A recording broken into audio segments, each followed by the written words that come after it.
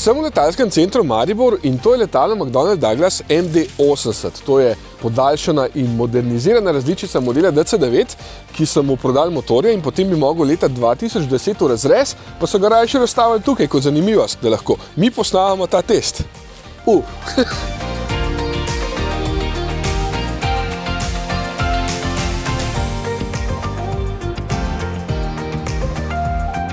In to je avtomobil, ki je ime dobil po letalu. Pa ne po lovskem Dassault Rafale, ampak po bistveno manjšem dvosedežnem in enokrilnem letalu iz 30 let prejšnjega stoletja. Condor C430 Rafale se je imenoval, poganjal pa ga je Renaultov motor. Zato se tudi najnovejši Renaultov model imenuje Rafale. 4,71 metra dolg križanc je to z, seveda ne bom rekel kupejevsko, ampak nizko streho. Vozniki danes takšne obožujete in če so videti tako atraktivno kot ta, pa sploh. Modra barva mu ful paše, 20 palčna litra platišča prav tako. Rafale je atraktiven, ni kaj. In precej podoben enemu drugemu modelu. Nekaj ljudi vprašali, če je to novi Peugeot, ker je to podoben modelu 408. Očitno je samo naključje, da je pod oba podpisan isti oblikovalec Gilles Vidal, ki je pred 5 leti od Peugeota prestopil na drugo stran Pariza k Renaultu.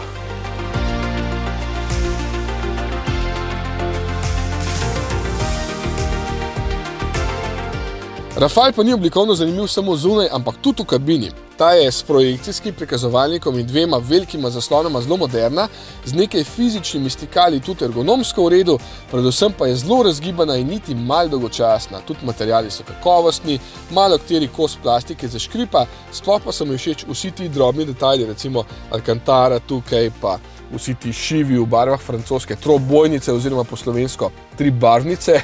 Ta logotip je pa po noči celo nežno osvetljen. Vam je znan, a ne? Itak, če je pa to logotip znamke Alpine. No, sprednji gnani Rafale ima z nabritim A110R zadnjim pogonom res bolj malo skupnega, paket opreme pa se vseeno imenuje Esprit Alpine, zato sedim na takšnih finih sedežih in me obdajajo prijetni materiali, še najbolj pa me navduši tale multimedia, ta si pa res zasluži samo pohvalo. Za začetek mi je všeč, da je velik 12-palčni zaslon lepo vkomponiran takole v armaturko in ne štrli ven, še bolj pa mi je všeč, da ima tole Googleov multimedijski sistem, zato vse deluje gladko, takole brez zatikanja, meniji so pregledni, ikone so velike, Google Maps tukaj je povezan z uporabniškim računom, super je. Tudi Apple deluje, jasno. Ne vem pa, kako bo vse to delovalo recimo čez 20 let, ali pa če se recimo kakšen stric pri Googlu odloči, da Amerika ne bi več sodelovala z Evropo. Napustim politiko ob stran, tole stikalo za izklop tečnih sistemov je še super, ker vse karte mod izklopaš naenkrat.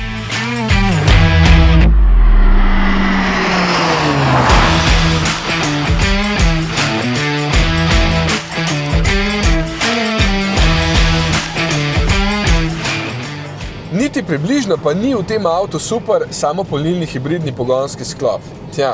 Rafale je že ime dobil po letalu, ki je kmalu po prvem poletu postavilo mednarodni hitrostni rekord v razredu, ampak avtomobila, ki tako dobro skriva 200 konjičkov, pa že dolg nisem peljal.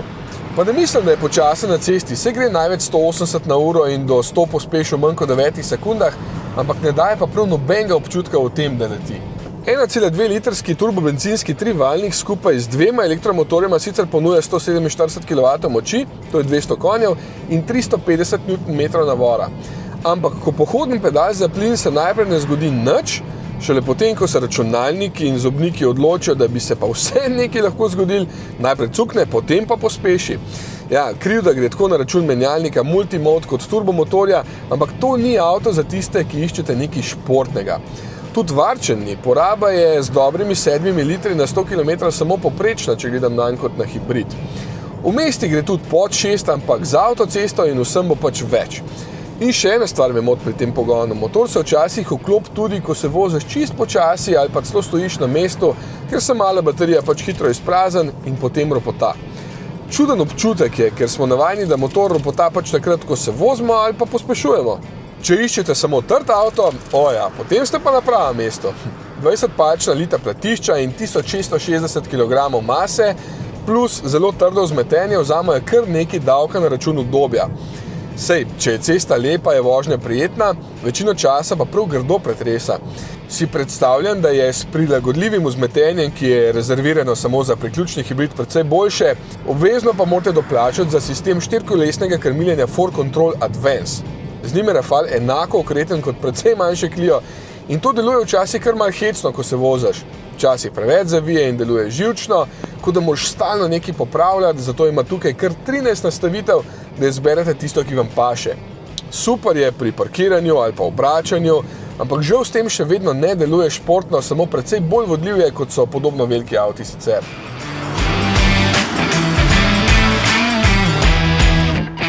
Ja, mešana vreča občutkov je tole. Avtomobil, ki je oblikovno zelo privlačen, ki ima prijetne materiale in dobro izdelavo, pa odličen multimedijski sistem ter ogromno prostora in je nekakšen naslednik nekdanjih Renaultovih zastavonož, kot so bili Safran, Velsati, pa recimo Avantin.